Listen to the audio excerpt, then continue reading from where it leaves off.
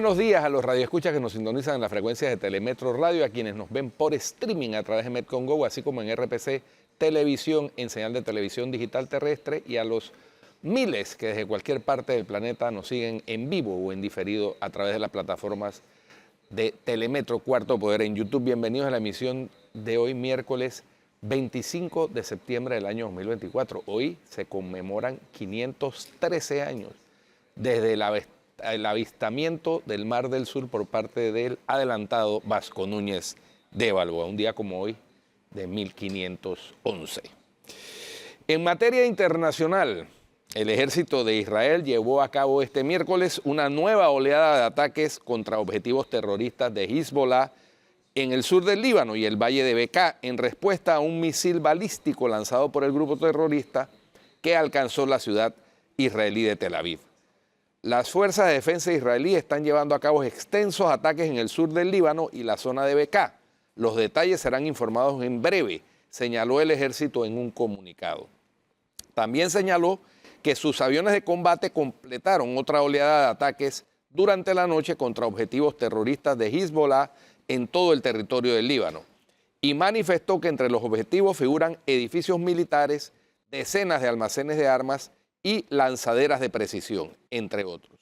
Tras los ataques contra los almacenes de munición se detectaron explosiones secundarias, lo que indica la presencia de muchas municiones en su interior, indicaron las fuerzas de defensa en el texto, en el que afirman que también bombardearon una lanzadera desde la que el grupo disparó en las últimas horas un proyectil contra el norte de Israel. El portavoz en árabe del ejército israelí, Avichai Adrai, indicó a través de un mensaje en su cuenta en la red social X que los libaneses que abandonaron sus hogares tras los avisos de Israel no deben volver a ellos hasta nuevo aviso. El ejército israelí difundió imágenes de los ataques y señaló que en las últimas horas destruyeron varios depósitos de armas de Hezbollah en el sur del Líbano. Por otra parte, el gobierno de España ha decidido no enviar a ningún representante a la toma de posesión de la presidenta electa de México, Claudia Sheinbaum Pardo, el próximo 1 de octubre en Ciudad de México. Esta decisión se debe a la exclusión de Su Majestad, el rey Felipe VI, de la invitación a dicho evento. Tal y como han informado desde un comunicado, el gobierno considera como inaceptable esta decisión. El presidente saliente, Andrés Manuel López Obrador, ha sido muy crítico con España desde su llegada a la presidencia en diciembre de 2018. En marzo de 2019 envió una carta al rey Felipe VI solicitando que el Estado español admita su responsabilidad histórica por las ofensas cometidas durante la conquista y ofrezca las disculpas o resarcimientos políticos que convengan. Una petición que no obtuvo respuesta. Tradicionalmente, Felipe VI ha asistido a las tomas de posesión de los presidentes iberoamericanos, primero como príncipe de Asturias y posteriormente como rey de España, aunque en algunas ocasiones la representación ha recaído en otros altos cargos del Estado. Ahora que se dan los cambios, hay una oportunidad con la presidenta Claudia Sheinbaum, que es una mujer muy inteligente, muy respetuosa, muy fraterna y además conocedora de la historia de México y el mundo, manifestó el todavía presidente en funciones en una conferencia en el mes de junio. Todo parece indicar que tal oportunidad por ahora no se producirá.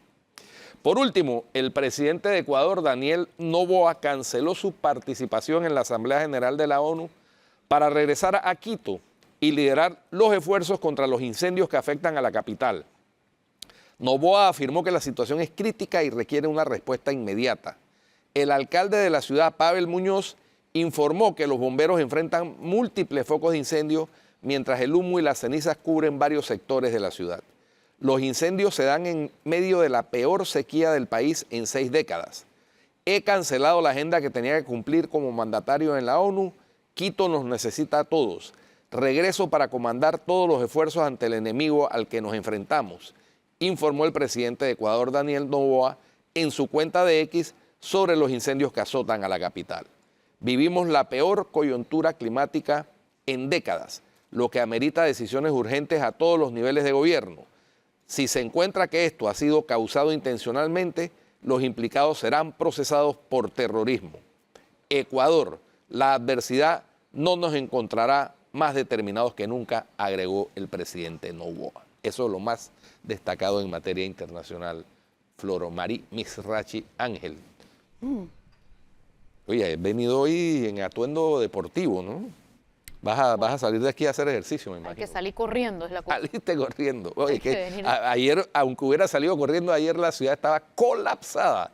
En virtud del cierre de la calle 50, avenida Nicanor de Barrio, por parte de las autoridades para combatir el incendio que se produjo en un restaurante en el centro comercial. Y también hubo un incendio de un carro en el También alrededor. se incendió un taxi, ¿no? Un servicio especial de taxi, un transporte de servicio especial de taxi en el corredor sur.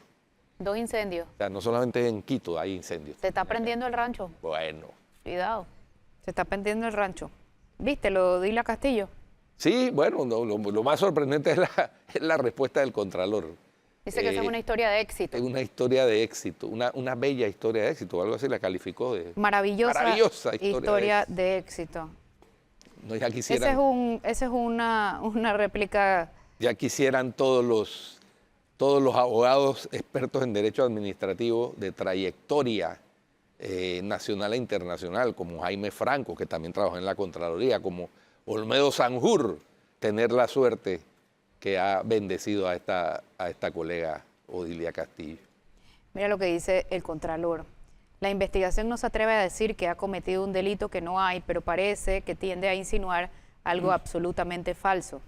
Sobre las finanzas de la abogada Castillo no sé nada y no tengo por qué saber porque en eso no tengo arte ni parte. ¿Qué más dijo el Contralor? El Contralor dio una declaración. Ahí publica Rolando Rodríguez. Esto es una investigación de la unidad investigativa de la prensa que coordina el periodista Rolando Rodríguez. Publicó la réplica. El recuento periodístico da cuenta de una maravillosa historia de éxito. Enhorabuena por todas las mujeres profesionales que se superan con ética y conocimientos sin influencias, porque aquí no la ha habido. En esta Contraloría todo se refrenda, no se refrenda nada por influencia. Todas las adendas que se han refrendado no son negociadas ni en la ni por la Contraloría. Las mismas se tramitan en las instituciones y cuando se presentan a refrendo se verifica su legalidad y también si el precio es justo y razonable, o sea, si el precio es el correcto. Y por supuesto que se examina que esté bien justificada con sus sustentadores. De lo contrario, se devuelve la responsabilidad a la entidad para que la subsane los aspectos técnicos, legales, financieros que deben servir de sustento a la correcta fiscalización. En todas las actuaciones de la Contraloría impera la cultura de la corrección. Bueno, cosas veredes, Sancho.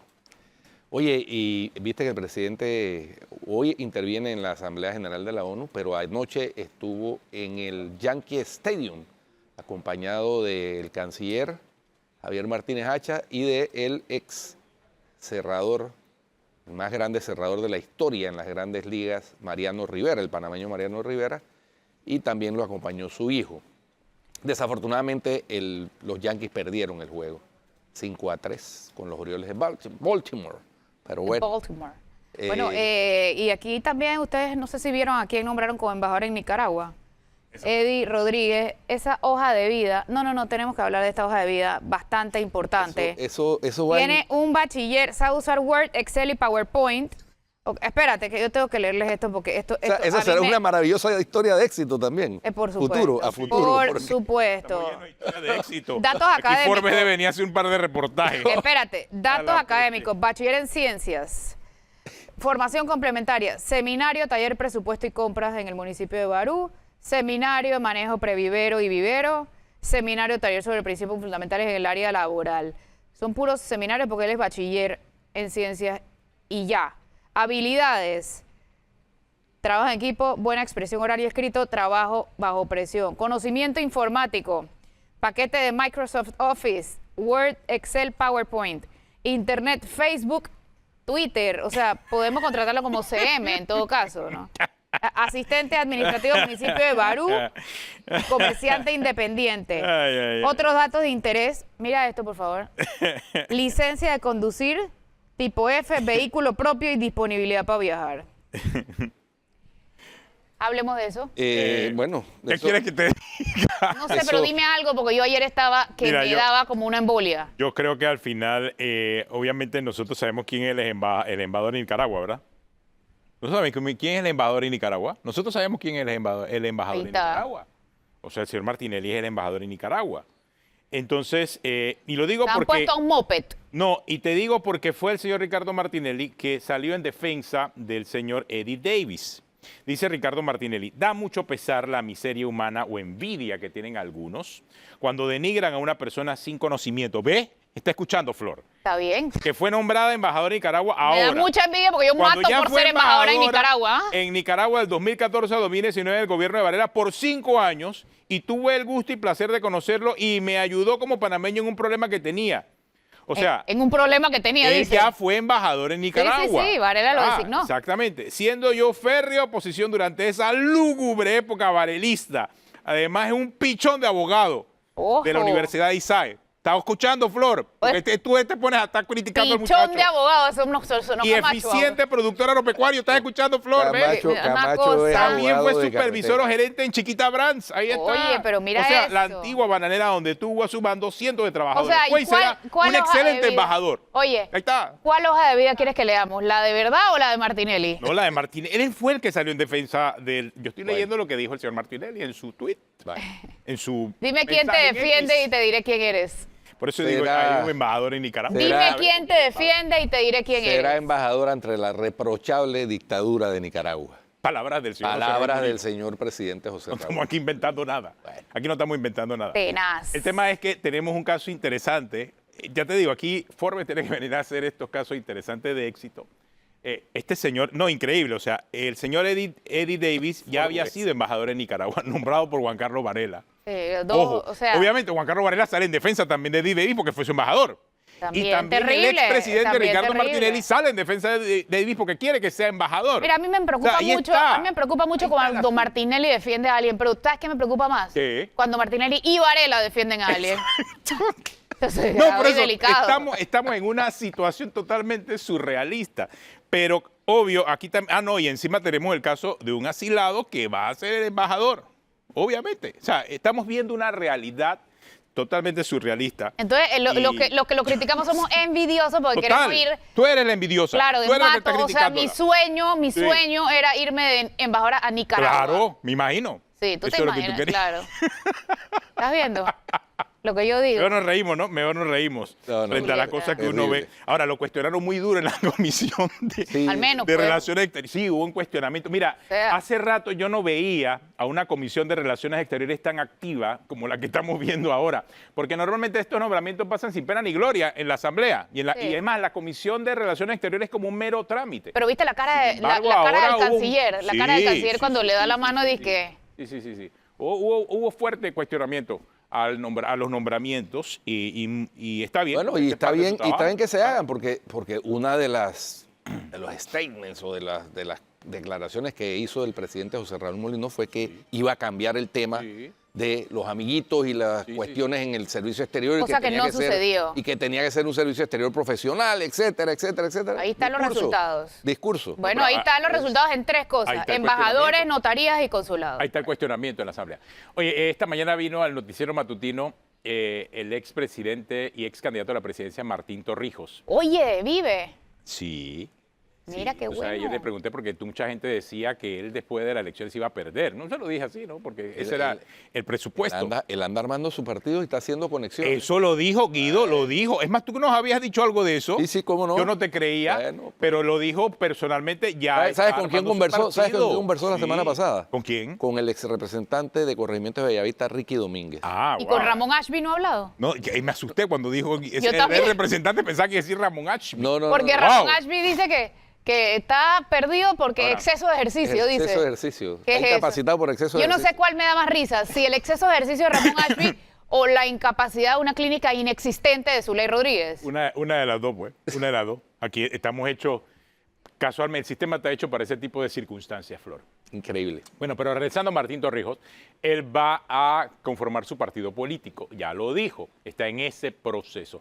Dice que no va a regresar al Partido Revolucionario Democrático, dice también que todo lo que está pasando, él lo denunció, que también es cierto, lo denunció en su momento, todo lo que está ocurriendo en el Partido Revolucionario Democrático. Dice que no sabe si esos 364,000 votos que sacó realmente todos eran del PRD. Yo particularmente pienso que la gran mayoría eran del PRD. Pongámosle que 325 o 330.000 eran de el PRD, los otros 30.000 fueron de lo que pudo sacar el PP. El PP tenía como 20.000, menos de 20.000 adherentes. 18.000 adherentes, Sí, una cosa así. Pero siempre, pero pero creció siempre a 368 con un buen pero el subsidio a la PP siempre ha electoral, ¿eh? servido para canalizar votos Sí. de personas independientes, ¿no? También. Ahora, Eso lo es que así. no vi fue al PP en esa ecuación. O sea, el PP sacó los votos que tenía que sacar y hay que ver si el PP puede prosperar por su cuenta, porque él está hablando ya de una nueva plataforma política. Está hablando, y habló algo de incluso que no han dicho los partidos políticos tradicionales, es incorporar gente joven. Los partidos políticos tradicionales se han atrincherado con sus figuras clásicas y no están hablando de incorporar esa juventud que ahora se hace presente en la Asamblea, que está cuestionando y que tiene quizás otra dinámica de funcionamiento. Así que esa es la línea. No regresa al PRD, dice que ya no hay vuelta atrás y que pues, Es decir, hacia adelante el va a ser PRD su fue partido. secuestrado sin retorno, entonces. Porque ese fue el señalamiento Así que él es, hizo. fue que el secuestrado sin PRD retorno. Había sido secuestrado. Entonces, lo que él puede hacer entonces es llevarse a la gente del PRD, pues. No ir a él para el PRD, pero Sí, si sí. Mahoma no va a ir a la montaña, espera que la montaña vengan de Mahoma, ¿no? Sin duda, mucha gente del PRD va a participar en esta, no sé, en este nuevo emprendimiento político del expresidente Martín Torrijos.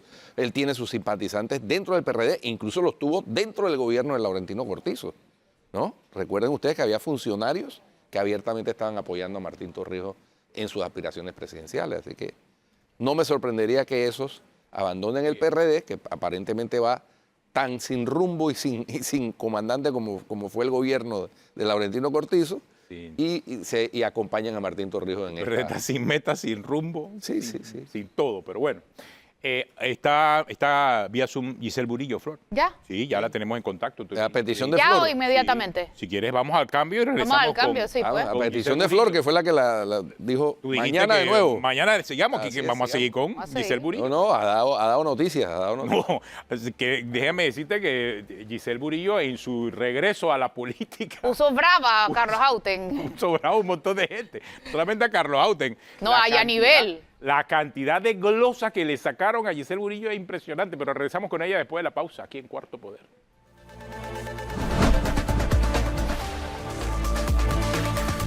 Bueno, continuamos aquí en Cuarto Poder. Como Flor lo había anunciado, pues vamos a tener a Giselle Burillo. Flor, aquí está ya con nosotros, Giselle Burillo vía Zoom. ¿Dónde está que no la veo? Yo estoy aquí. Aquí Hola. está, ahí está. Buenas. Hola. Buen día. Buenos días. Ahí estaban preguntando dónde están las Hola. cortinas de ayer.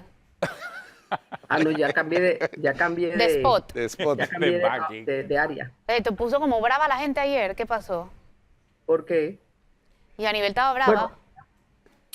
bueno, lo que pasa es que yo lamentablemente, y no sé si es para bien o para mal, siempre soy una persona que despierta pasiones, para bien o para mal, y activa los call centers. Así que de repente tantos comentarios negativos responden a los call centers. Así que bueno, está bueno eso. De política tienes siempre que generar opinión. ¿Y habló con Martinelli ayer? Pero yo tengo, no, ayer estuve bien ocupada porque teníamos reuniones muy importantes del circuito 8.4 y 8.5, prácticamente tuvimos casi el 90% de los convencionales alineados con nuestra posición política y apoyando la nómina número 2 de Roberto Enrique. Así que ayer fue un día muy agitado para mí. Recibí muchísimas personas y tuvimos una gran y exitosa reunión del circuito 8.4 y 8.5. Así que ayer no tuve tiempo de hablar con nadie más que dedicarme a trabajar. Es más, ni leí todos esos comentarios negativos porque yo tengo eso que no me pongo a leer esas cosas. Yo simplemente sigo avanzando. Bueno, ¿cuál es su réplica con el señor diputado Bibi Hauten? Bueno, lo que expliqué ayer, realmente el problema es la diferencia de criterio entre el señor Hauten, específicamente en el tema del ingreso a Rusia del Parlacén. Yo lo dije ayer, lo mantengo, tengo más de 3 años de estarlo diciendo. Este no es un momento para que Rusia ingrese al Parlacén, porque Rusia es un país que tiene invadido a Ucrania y el Parlamento Centroamericano se creó como un organismo de integración. Así es que no le veo ningún sentido estratégico. Imagínate que ahí en los puntos que ponen como beneficios es que Rusia le va a dar $350.000 anuales al Parlacén. O sea, lo que es, más bien es, vamos en contra de los principios por los cuales se sustenta y se crea el Parlacén, porque el Parlacén es un organismo de integración política regional. Rusia ni siquiera está en la región y tiene pues el conflicto que tiene con Ucrania, su país vecino. Así que mi criterio ha sido bien claro, transparente, siempre lo he dicho, muy diferente a lo que dice el señor Aorte, que yo tengo una agenda oscura y no sé dónde está la oscuridad, porque yo siempre hablo con claridad lo que pienso, tengo 3 años de estarlo diciendo, y bueno, pero esto ha sido una agenda que ya, como yo les dije, por eso que muchas personas piensan que Panamá es quien está proponiendo la entrada de Rusia. No es Panamá quien lo está proponiendo, lo propuso el señor Amado Cerrut, presidente del Parlamento Centroamericano por el Estado de Panamá, pero él es un panameño. Todos los demás no estamos de acuerdo. Todos los demás en el Parlamento Centroamericano, pues no compartimos la misma opinión que él y el señor Viviaute.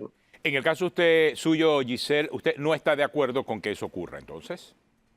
Por lógica simple, por lógica simple. ¿Y? No tengo nada contra Rusia, es una potencia, es un país, tiene su área, su región, por lógica simple. En este momento Rusia está invadiendo Ucrania, está faltando los derechos humanos y el Parlamento Centroamericano no debe abrirle las puertas a un país que está en esa situación. Es por lógica simple. De producirse una votación, usted ayer nos hablaba de que si los Eso debe pasar hoy o mañana, de hecho. Si los diputados de Panamá votaban en contra, no se aprobaba. ¿Cuándo sería esa votación? Práctica, es correcto. Es que el número mágico es 61, porque son 120 miembros del Parlamento, así que la mitad más uno, 120 61 es el número. 120 o 126. 120 miembros del Parlamento Centroamericano en este momento. Así que el número mágico es 61, la mitad más uno. Entonces, si Panamá resta sus votos, inmediatamente no llegaríamos a la... No, porque 76, serían 76 diputados algunos de otros países que firmaron la carta, los que firmaron la carta, los que pusieron en esa o carta. los que pusieron en esa carta, son 76. Correcto. De esos son 15 panameños. El número mágico es 61. Aunque se bajen todos los panameños, todavía tienen los votos. No, porque faltan los 4 que no la firmamos. Y los 4 que no la firmamos. 76 menos 15, 76 menos 15. que está adscrito, está 61, menos los 4.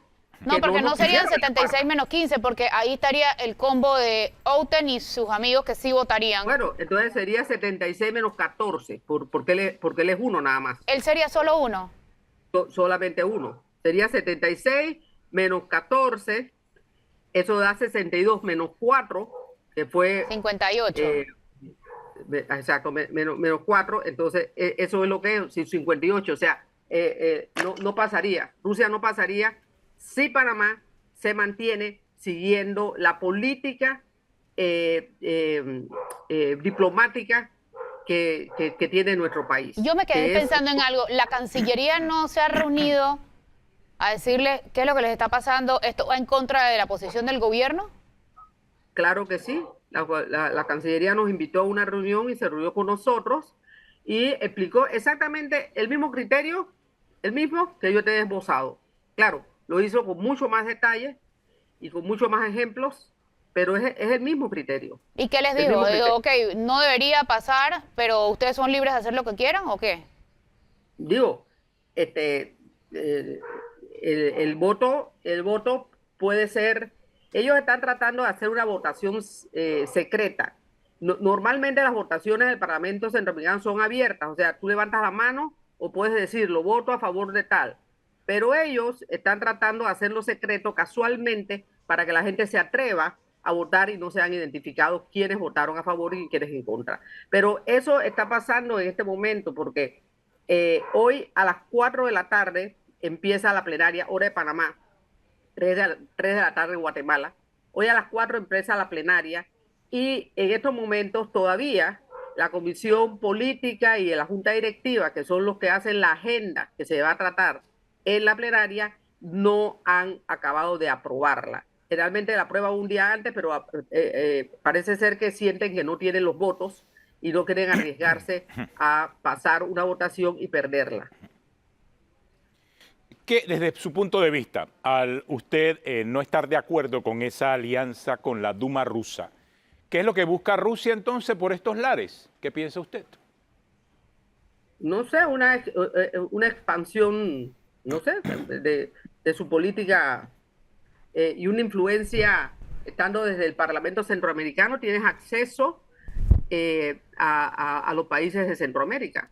Creo que una influencia más profunda y más directa dentro de los países de Centroamérica. Una pregunta, Eso es lo que pienso. y es probablemente una pregunta bastante ignorante, pero bueno, la vida es dura. ¿Por qué tienen que estar en el Parlamento Centroamericano países que no son centroamericanos? Ellos están como observadores. O sea, eso es parte del tratado constitutivo del Parlamento Centroamericano que permite observadores. Por supuesto que sería mucho más favorable que fuesen observadores de la región, pero no se señala ni se determina si tienen que ser o no de la región. Simplemente el tratado constitutivo permite que hayan observadores. Entonces, ellos entran en calidad de observadores. De hecho, hace varios meses atrás entró como observador la República de China continental. Expulsaron a Taiwán, que había estado de observadora por bastantes, desde el inicio del Parlamento. Taiwán fue expulsado y entró la República Popular, la China continental, entró a ser parte de observador del Parlamento. Eso pasó hace poco tiempo. ¿Cuál es el estatus de Lucio Martinelli en el Parlacén? ¿Perdón? ¿Cuál es el estatus de Lucio Martinelli en el Parlacén? Bueno, solamente hay uno, que es Enrique Martinelli, que es mi suplente. Él es suplente porque Ricardo Martinelli, hijo, él tenía que elegir entre la suplencia en la Asamblea Nacional o la suplencia en el Parlamento Centroamericano y no puedes tener las dos. Entonces él eligió quedarse en la Asamblea Nacional. Como suplente. Sí, correcto, como suplente. Él es suplente del diputado de Soná. Exacto. Exacto. Y entonces, ¿y usted ha habilitado a Enrique? ¿A Luis Enrique? Bueno, él siempre está disponible, él siempre ha cumplido con todo la agenda del Parlamento, y el día que necesite habilitarlo por razones médicas, de salud o porque no puedo asistir a la plenaria, entonces yo lo habilitaría. Yo mantengo una comunicación fluida con él y él siempre está dispuesto a colaborar en lo que tenga que colaborar en los temas del Parlamento Centroamericano.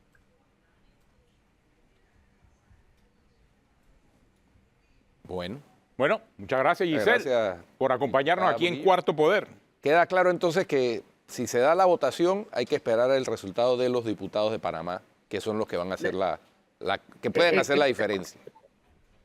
Pero puedo hablar un pequeño temita que quiero hablar antes de que cierren. Sí, Porque claro. me golpearon tanto en las redes, y eso que yo casi no leo eso. Pero bueno, otras personas me dijeron que me habían golpeado mucho. Hablaron del caso que yo tuve de peculado. Y yo quiero decirles que yo fui juzgada por los 9 magistrados de la Corte Suprema de Justicia, y basándose en la auditoría de la Contraloría, firmado por el señor Federico Humbert, basándose en esa auditoría que dice que en mi periodo no hubo peculado alguno, basándose en eso, los 9 magistrados de manera unánime votaron a favor de sobreseimiento de mi proceso. Así es que me golpearon un poco con eso, pero hay que estar claro que mi caso específicamente fue una persecución política. El Estado gasta muchísimo dinero en casos absurdos que no tienen ni pie ni cabeza, porque el caso mío lo abrieron con un informe interno en ese tiempo de la ANPIME, el cual fue firmado por una persona que no era auditor, no tenía idoneidad ni era auditor. Entonces era algo que no tenía ni pie ni cabeza, y con eso lo abrieron el caso, y por prácticamente casi 10 años pasé perseguida por ese tema, hasta que finalmente la Corte Suprema de Justicia, los 9 magistrados deciden hacerme el juicio y me sobreseen basándose en la auditoría de la Contraloría firmada por Federico Humbert, que decía que en mi periodo no hubo peculado alguno. Así que lo aclaro porque me golpearon muchas veces en redes cuando la gente no sabe en verdad lo que pasó, y inclusive les puedo mandar el fallo porque lo tengo, y también la auditoría de la Contraloría. Bueno, gracias Giselle por acompañarnos aquí en Cuarto Poder. Una pausa, regresamos en breve para tratar un poco el tema del discurso del presidente Mulino ahí en las Naciones Unidas, el tema de Venezuela. Estaremos viendo esta mañana aquí en Cuarto Poder. Ya regresamos.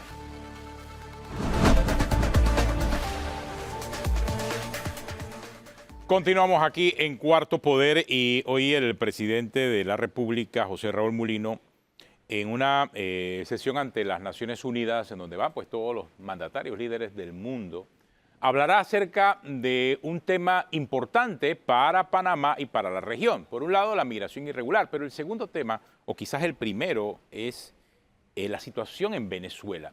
Y eso ha acaparado la atención de la misma reunión como del mundo, que está muy expectante acerca de lo que va a decir Panamá en las Naciones Unidas frente a la situación de Venezuela, ya que, créanme, a nivel incluso regional no hay muchos que confrontan a Nicolás Maduro.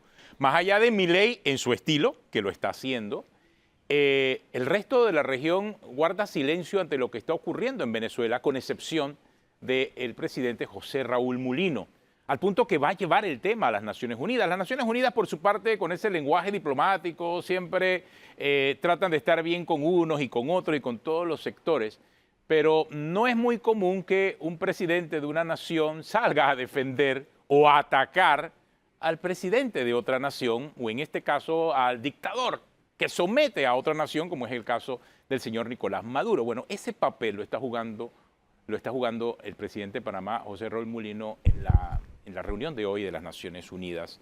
Nos acompaña Carlos Fernández, analista político venezolano también aquí en Panamá hace mucho tiempo. Muchísimo tiempo. Y no sé cómo estás viendo la posición que está adoptando Panamá, una posición también histórica, por lo menos desde que pasaron por el chavismo hasta que ahora entran en la etapa de Nicolás Maduro. ¿Qué piensas tú acerca de eso? Bueno, la posición de Panamá ha sido una posición líder en la región en contra del régimen autoritario de Venezuela, y lo ha demostrado desde el primer momento. Cuando pasó el proceso electoral, la primera voz que se alzó fue la del presidente José Raúl Mulino junto al presidente de Chile, Gabriel Boric.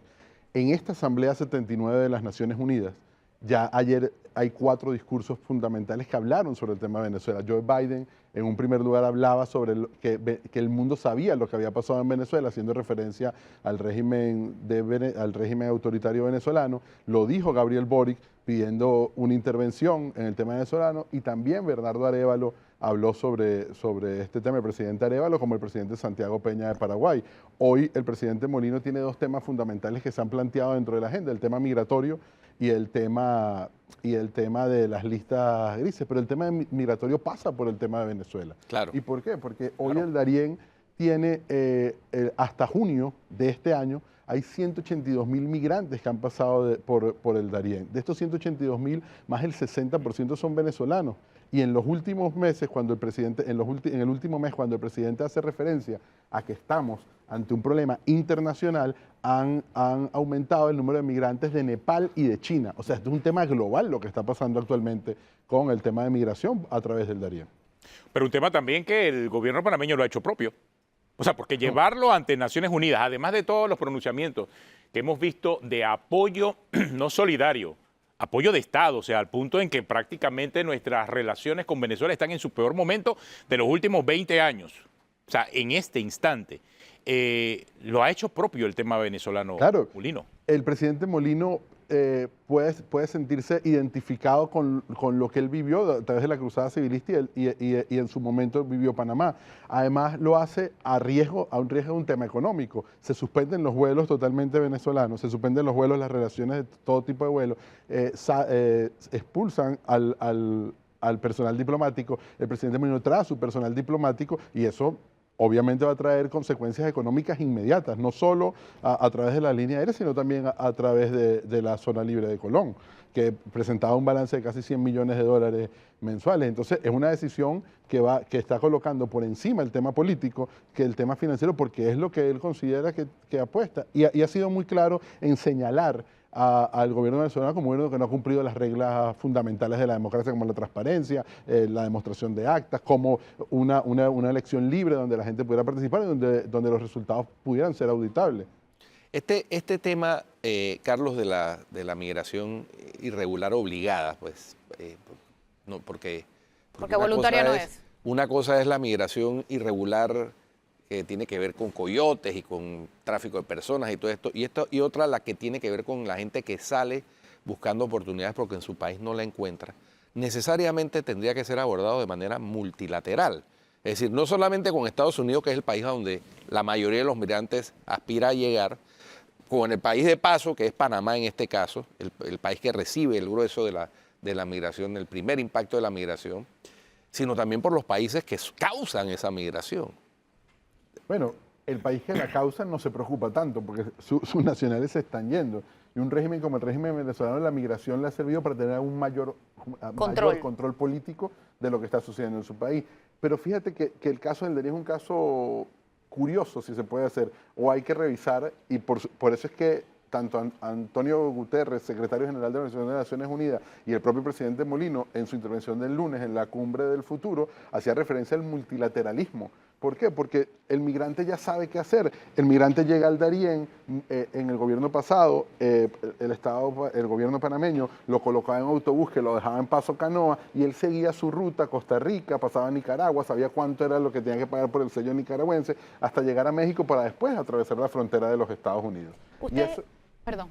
No, y eso ha sido como un ejemplo de que es una migración prácticamente planificada por una zona que no es una zona de tránsito como lo es el Darién. Y es a riesgo de las personas que dan. ¿Cuántas personas han fallecido? ¿Cuántas historias de violación, de vejación ha tenido ahí? Y el otro tema es que en el caso venezolano, lo señalas muy bien, Guido, cuando dice, bueno, es que esa migración no es voluntaria, obviamente que no, va a riesgo de lo que está pasando. Y cuando los países dicen, yo voy a cerrar la frontera, la víctima, lamentablemente, sigue siendo el pueblo venezolano, que queda en la mitad de esa incertidumbre a dónde vamos a ir, a dónde pueden llegar. ¿Cuál sería la solución para ti en ese caso? La solución es compleja, tiene que ser de varios países. Lo primero es que ojalá el régimen de Venezuela pudiera hacer una elección libre, cosa que no sucedió el 28 de julio. Y eso está a primera mano. Hay que verlo cuando a estas alturas no se han presentado las actas, ¿no? Y cuando el presidente, supuestamente electo, el presidente opositor Edmundo González Urrutia, termina en España, ¿no? En España asilado, con un asilo político, cuando para ellos y para mucha parte del pueblo panameño ha sido el ganador de la elección. Yo creo que tiene que haber una intervención de todos los países que están participando en este proceso y además preocuparse porque el tema de Venezuela, hasta el 28 de julio muchos países aún mantenían una posición muy tibia, decir, bueno, no es un régimen democrático, ellos ganan elecciones. El 28 de julio se le cae la careta de decir, esto es una dictadura realmente. Fíjate que no han salido las actas. Ahí va mi siguiente pregunta. Históricamente los líderes venezolanos y los analistas venezolanos y los venezolanos en general se han quejado de la falta de apoyo internacional. ¿Sienten que en este momento ya tienen el necesario, el suficiente, el esperado?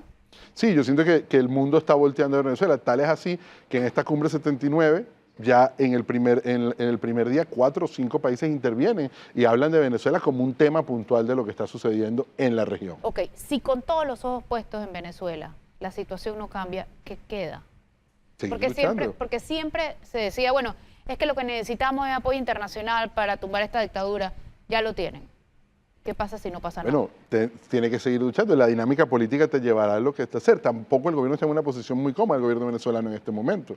Pareciera que ayer hablaba con un amigo analista y me decía, bueno, es que parece que pareciera que el gobierno va a ir a una transición intermedia entre lo que tiene y lo que tiene, pero eso es una apuesta que no se sabe realmente hasta dónde puede llegar el totalitarismo. Mucha gente piensa que han subido el volumen cuando persiguen gente, hay personas detenidas, menores de edad en las protestas. O sea, hay una serie de requisitos, de elementos que te hacen dudar si realmente este gobierno está de salida o de entrada en este momento. Ahora, pero también el gobierno de Nicolás Maduro, mejor dicho, la dictadura de Nicolás Maduro ya sacó las garras. O sea, y sacó las garras, no. Hace rato. Lo que pasa es que él, antes de la elección, todavía trataba de disimular. Posterior a la elección y posterior también a todo el movimiento internacional que se está dando, él lo primero que hace es nombrar a Diosdado Cabello en la posición más importante dentro del brazo político. Pero no sé qué tan y de disimulado, si justicia. antes dijo que iba a correr sangre si él no ganaba. Lo que pasa es que había todavía, antes de la elección, un interés de él de dar una cara distinta. Después de la elección, con el nombramiento de Diosdado Cabello en el Ministerio del Interior, ya salió la verdad. O sea, aquí no hay nada que disimular. Es más, ya nadie, ni siquiera, inclusive en Europa o en España, donde se cuidaban todavía de llamarle gobierno, le llaman dictadura. O sea, la presencia de Diosdado Cabello dentro de su gabinete es, en este momento, el hecho Es un más mensaje, relevante. es diciente. No solamente un hecho diciente, es una amenaza a todos los opositores, entendiendo que fue el mismo Hugo Chávez que sacó a Diosdado Cabello de su engranaje gubernamental por lo radical que era. Entonces tú traes ya al radicalismo a tu consejo de gabinete para meter miedo, por lo menos ese es el mensaje que está mandando, ¿no? Sí, y aquí acabas de señalar algo bien importante. Después del 28 de julio se acabó las medias tintas. O sea, se acabó el que, bueno, es que ellos son demócratas, ganaban con votos, no porque no pudieron demostrarlo. Y pasó todo esto que ha venido sucediendo y donde el pueblo, en su proceso de frustración, en su proceso de elección, participó activamente y vio que los resultados no fueron los esperados cuando aún esperamos que haya un video, un acta donde salga ganando el chavismo. No existe en ninguna red social.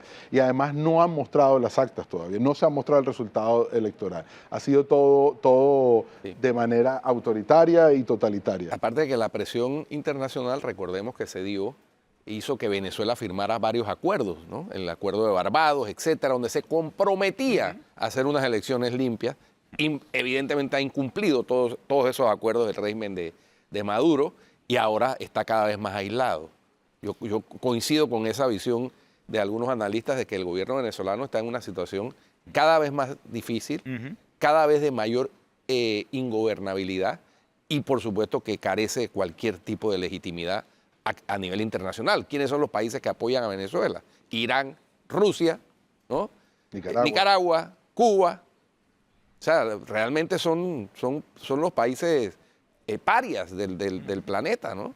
Entonces, no porque sea de un lado, que ese es el discurso aquí de nuestros izquierdistas, de que es que están en contra del imperio yanqui. No, eso no tiene que ver con ideologías ni siquiera. Rusia no es un país socialista ni comunista, Rusia es un país capitalista, pero de capitalismo salvaje. Exacto, capitalismo salvaje. Entonces esto no tiene que ver con ideologías, tiene que ver con que o tienes un régimen democrático o no lo tienes, así de sencillo. No, y estamos pasando ya del autoritarismo a la dictadura. Y ayer escuchaba a María Corina Machado en una entrevista que le daba a un youtuber conocidísimo en redes, un analista político, y ella decía que inclusive ya la misma sostenibilidad económica de Nicolás Maduro trasciende los negocios legales a negocios totalmente ilegales, entre ellos tráfico de drogas, tráfico de personas, o sea, todo negocio ilegal en donde le permita sustentar económicamente su régimen y los 2.000 generales, eso que tiene bajo su control, es utilizado ahora mismo por el régimen de Nicolás Maduro. Una situación realmente insostenible a largo plazo. Y complicada, y quien la pasa por en este momento es la población venezolana. Claro. El pueblo venezolano lo está pasando muy mal, es una situación de verdad, verdaderamente insostenible. Mucha gente que no tiene un ingreso, que trata de sobrevivir. Cuando ves los estudios de alimentación, los venezolanos es el único país que ha decrecido en la estatura por la falta de proteína. Tiene una serie de factores que están allí que de verdad estadísticamente Está atrapado en este momento. Y están atrapados. Y la migración, el ser migrante es el único camino que les pareciera quedar Hablemos para un poder momento de sobrevivir. eso, de la alimentación, de la falta de proteína. Bueno, hay un estudio del año 2019, si no me equivoco, donde plantea que las únicas personas que no han crecido lo suficiente han sido los venezolanos. Están decreciendo comparados con toda América. Sí, no, es terrible porque hubo un momento hace unos años en donde hubo como una especie de, a raíz de todos estos compromisos que firmó Venezuela, que ha incumplido todos, como una especie de oxígeno que le llegó. Y entonces la gente en determinado momento dijo, bueno, ni modo, quedémonos, que esto no hay mal que dure 100 años ni cuerpo que lo resista. Pero a raíz de lo que pasó el 28 de julio, la cosa tiende a agravarse. Y la migración, impulsada por esa situación dramática que vive en Venezuela, por supuesto que va a tender a agravarse. Y como los países están tomando medidas para tratar de frenar esa migración, el que va a sufrir va a ser el migrante. Claro, es que termina sufriendo. Y es un ser humano. Es que ese es el otro aspecto, porque hay mucha gente que se queja del Pacto Global Migratorio. Es que el Pacto Global Migratorio surgió como una necesidad de atender a esa pobre gente que sale de sus países en contra de su voluntad a buscar oportunidades, y son personas, son seres humanos. O sea, por inmigrantes que sean, son seres humanos. Entonces, para mí ese es un factor determinante, ¿no? Por eso digo que esto tiene que ser tratado multilateralmente, en foros como la ONU. Ahí volvemos al tema. Panamá tiene una posición que obviamente dificulta el gasto económico, tiene que invertir en el tema de los migrantes, está destruyendo parte de la selva del Darién, contaminación, todo. Panamá tiene una posición de decir, oye, esto hay que resolverlo porque nos está afectando. Claro. Igualmente a Costa Rica, a Colombia, que por ejemplo, el año pasado Colombia gastó el presupuesto de uno de los ministerios, del Ministerio de Migración, de atención, en los primeros 6 meses, el presupuesto de todo el año. Entonces tuvieron que pedir un crédito adicional. Entonces eso genera un costo. Ahora, el tema es que le cerramos la frontera a todo. ¿Y dónde queda el migrante en sí? Claro. El pueblo hacia dónde va, hacia dónde puede terminar tratando de buscar esa solución. Y el problema viene de solucionar el propio régimen. Ahora, también no será parte de ese plan de Maduro de que más gente se vaya de Venezuela, para que los que queden estén más aterrorizados pensando en lo que él es capaz de hacer. Bueno, más control todavía. Sí. Claro. Tiene mayor control sobre la población porque es menor, pero además el venezolano, como todos los suramericanos, como todos los latinoamericanos, es un ser humano aspiracional, espera que las cosas puedan mejorar y que pueda crecer. Y eso es normal en el ser humano. ¿Y dónde va a ir? A donde él considere que tenga mayores oportunidades. Es igual al panameño en ese aspecto. Ahora, Carlos, tú que conoces esa realidad de adentro de Venezuela, ¿cómo está haciendo el venezolano común para poder suplir sus necesidades básicas? O sea, ¿cómo Por eso le hablaba de la alimentación. Sí, ¿cómo sobrevivir en esa situación? Sobrevive, aunque no lo crea, sobrevive. De alguna manera siempre trata de solucionar y es lo que hace, ¿no? Cuando tengo amigos En medio de la cercanos, incertidumbre. En claro, medio de la claro. incertidumbre, obviamente. Y bueno, y la gente se ha acostumbrado, ha tenido un proceso de resiliencia con el tema económico. La gente quiere vivir. La gente quiere poder tener aspiraciones y esperar el 28 de julio en el proceso electoral mejorar esas aspiraciones de vida que tiene. Y es una realidad que está enfrentando todos los días. El costo de la vida en Venezuela es altísimo.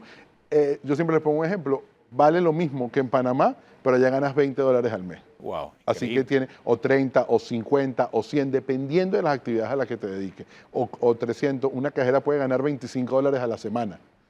Veo que Maduro y su gobierno perdieron el control de los barrios, que eran también parte de su fortaleza, perdieron el control de la juventud, que era también parte de su fortaleza, una juventud soñadora que buscaba un cambio, que estaba en contra de una corrupción enquistada por muchos años y que primero con Hugo Chávez vio esa posibilidad y Maduro trató de darle una continuidad que al final no pudo y terminó siendo como una especie de caricatura, así como se publica, por cierto, ustedes han visto esa caricatura, ¿no?, de Maduro que sale en Telesur, y se llama creo que el Super Bigotes, algo así. Super Bigotes. Super Bigotes, ¿no? Él ha terminado siendo esa caricatura del Super Bigotes. O sea, una caricatura de Estado. O sea, es el ejemplo de un Estado fallido con el dictador adentro, claro está, ¿no? Y él promoviendo ese Estado fallido. Claro, al final le han dado la espalda a lo más importante que tenía el gobierno, que era el pueblo, que estaba en sintonía en contra de una clase política que se divorció de la realidad de lo que pasaba en Venezuela. Y llega Hugo Chávez. El presidente Carlos Andrés Pérez en su momento, una entrevista un año previo a la elección, dijo, Venezuela no está eligiendo un presidente, está eligiendo un vengador. Y con este vengador todo irá peor. Y eso es lo que terminó siendo Hugo Chávez, un vengador.